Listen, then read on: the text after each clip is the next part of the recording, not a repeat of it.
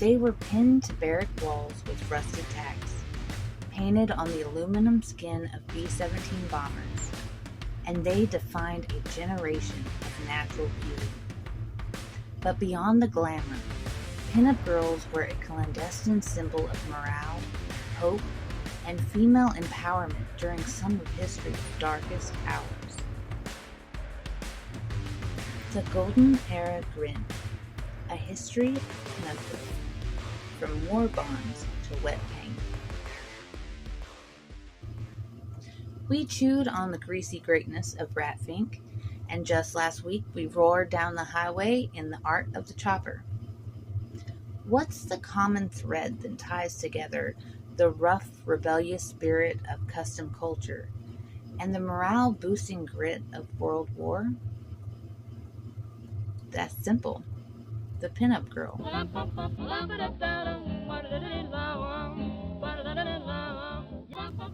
She was a perfect, impossibly cheerful fantasy. A beautiful slice of atavistic Americana that survived flak-filled skies and sold a shocking number of calendars. Grab your lipstick, settle in, and let's dive headfirst into the true story of the most enduring icon of 20th century allure. Chapter 1. The Scavenged Goddess. The term pinup is delightfully literal, but the story doesn't start with a poster. It starts with the invention of mass-produced colored printing and a desperate need for a North Star in a changing world.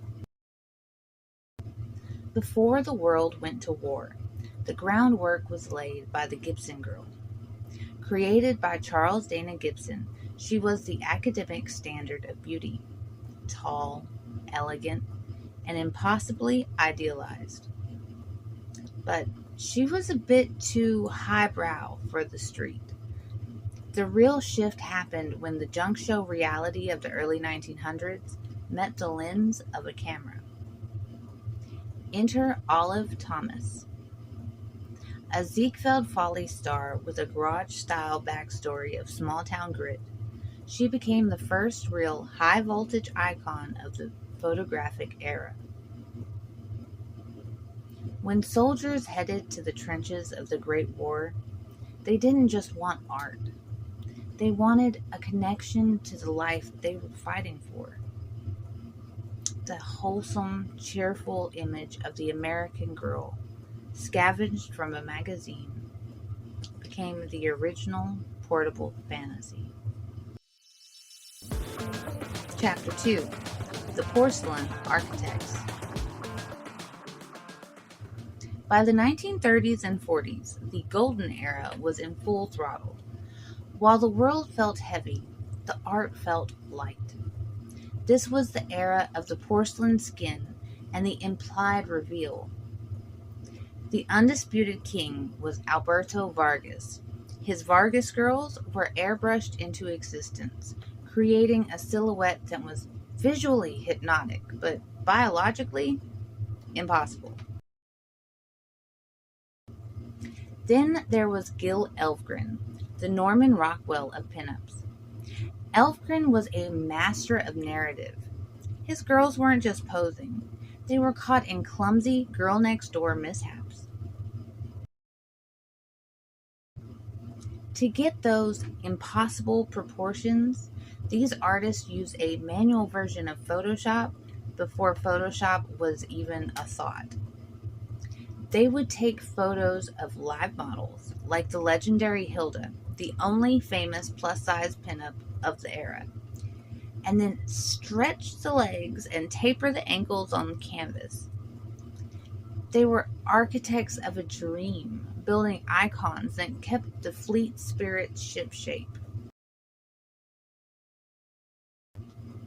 Hey there, history buffs!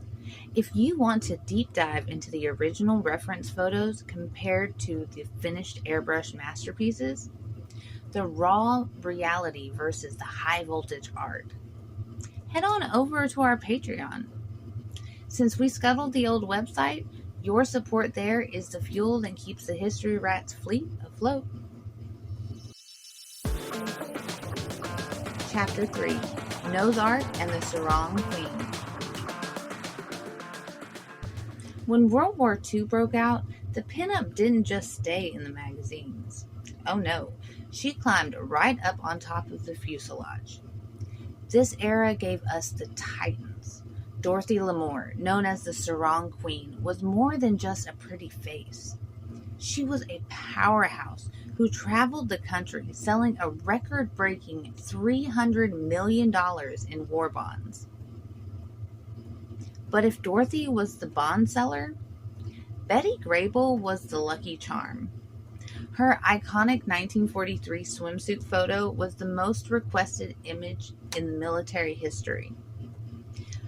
Bomber crews facing staggering casualty rates began painting these icons on their planes.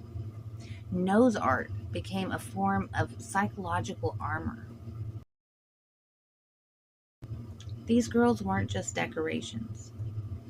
They were a reason to make it back to the airfield in one piece. Chapter 4, Myth versus Reality. The myth. Pinups were scandalous smut, universally hated by the proper establishment. The reality? The U.S. government actually bankrolled the distribution of pinups. The military high command realized these images were a high-voltage weapon against homesickness and despair. Heck, even the Red Cross recognized that a golden era grin was vital for troop morale. It wasn't about the scandal. It was about the survival of the spirit. They were what our boys needed. Chapter 5, From B-15s to Big Blocks. When the war ended, the grease monkeys didn't leave the pinups behind. Veterans returned home and traded their bombers for hot rods, using surplus aircraft paint to decorate their lead sleds. By the 1950s, the sweetheart image began to merge with the sharp, rebellious edge of the rockabilly scene. Icons like Tempest Storm brought a burlesque street grit to the scene, bridging the gap between the wartime sweetheart and the modern rebel. The pinup girl is arguably the most successful advertising campaign in history. She wasn't selling a product. She was selling the hope of a peaceful landfall. Before we head out for the horizon, do us a solid.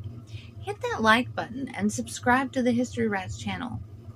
It keeps the ship shipshape and ensures our historical deep dives keep reaching the fleet. The pinup has been our North Star today. But this story is just getting started. Next time, we're shifting from the painted page to the live action revolution. We're going to take a look at the woman with the blunt cut bangs who defined an era and terrified the censors. We're going behind the bangs, the true story of Betty Page. Until next time, keep the shiny side up, and as always, be good to each other.